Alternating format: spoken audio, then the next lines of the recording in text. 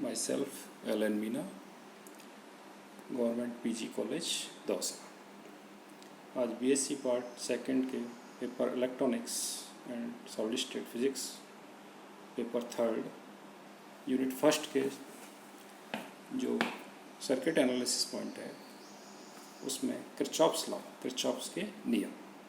Kirchhoff's के दो नियम होते हैं। पहला नियम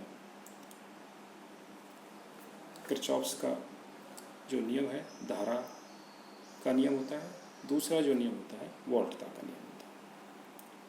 किरचॉफ्स जर्मन वैज्ञानिक थे जिन्होंने 1842 में किरचॉफ्स के लिए दो नियम दिए थे, वो विद्युतीय जालों को हल करने के लिए। पहला जो नियम दिया है किरचॉफ्स का प्रथम नियम, या इसे धारा का नियम भी कहते हैं। किरचॉफ के प्रथम नियम के अनुसार किसी भी विद्युत परिपथ के जाल के संधि बिंदु पर मिलने वाले विद्युत धाराओं के बीजगणितीय योग का जो मान होता है वो शून्य होता है।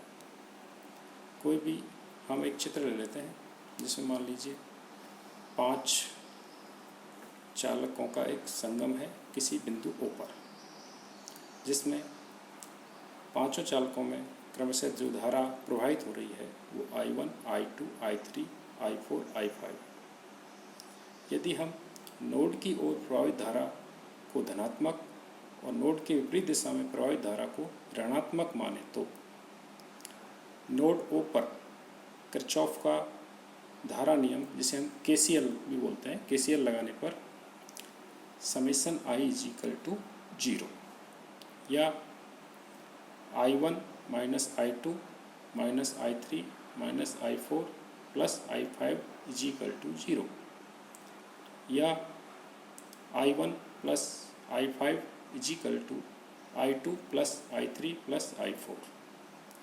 अतः किरचॉफ करंट लॉ के अनुसार नोड पर आने वाली धाराओं का योग नोड से दूर जाने वाली धाराओं के योग के बराबर होता है। चूँकि विद्युत धारा आवेश प्रवाह की दर होती है, अतः नोड पर आने वाले आवेश नोड से जाने वाले आवेश के बराबर होता है। अर्थात जाल के किसी नोड पर आवेश संग्रहित नहीं होता। अर्थात किरचॉफ का प्रथम नियम आवेश संरक्षण का नियम भी कहलाता है। अब किरचॉफ का सेकंड लॉ आता है। किरचॉफ सेकंड लॉ या इसे वोल्टेज लॉ भी कहते हैं और KVL शॉर्ट फॉर्म में इसको बोलते हैं।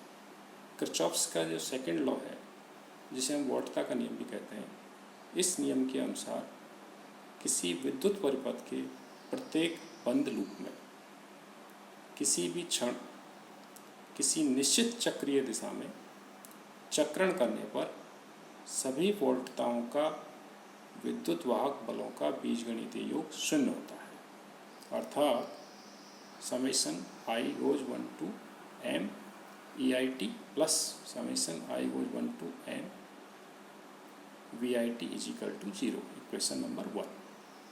यहाँ पर N बंद परिपथ में अवयवों की संख्या है तथा M बंद परिपथ में वोल्टता स्रोतों के विद्युत वाहक बल हैं।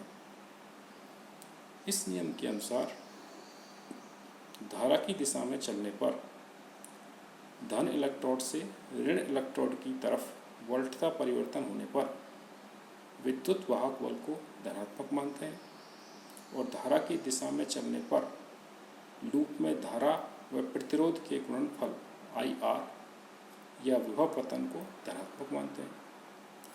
फॉर एग्जाम्पल, उदाहरण के लिए एक सर्किट ले लेते हैं विद्युत परिपथ, जिसमें हम KVL लगाएंगे। इसमें E एक EMF है, विद्युत वाहक बल स्रोत, और R1 और R2 दो प्रतिरोध हैं जिनमें I धारा प्रवाहित होती है। अब ये एक क्लोज्ड लूप है A B C D A।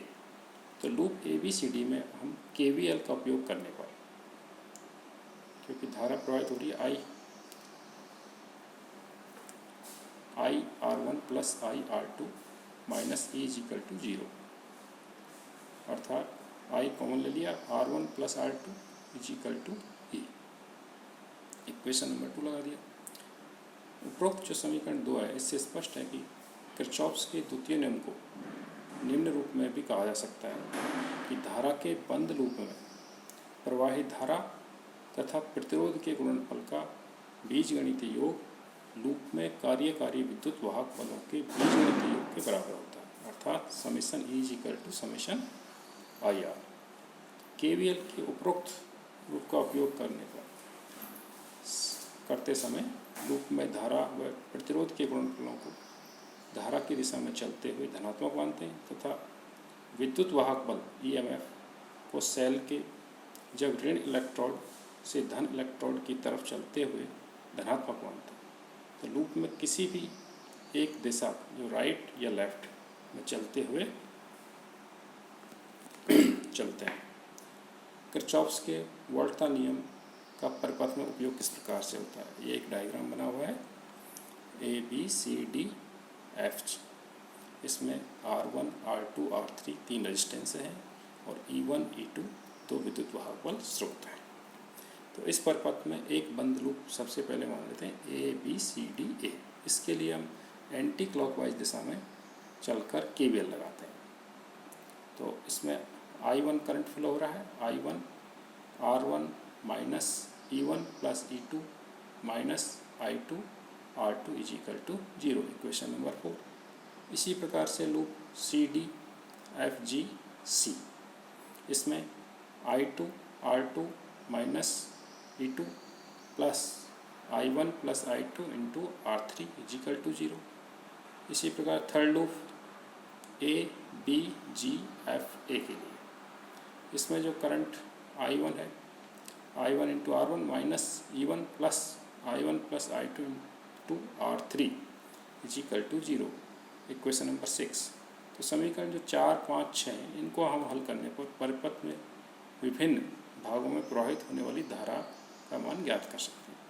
चूँकि वोल्टता या विभव एकांक धन आवेश द्वारा ग्रहण की गई ऊर्जा अथवा निष्कासित ऊर्जा का मापक होता है, जिसका कि योग बंद पथ के लिए शून्य होता है। तो जो किरचॉफ्स का द्वितीय नियम है उसे हम ऊर्जा संरक्षण का नियम भी कहते हैं या ऊर्जा संरक्षण के नियम के रूप में भी प्रयोग में आता है। आज किरचॉफ्स के दोनों नियम हो गए। धन्यवाद।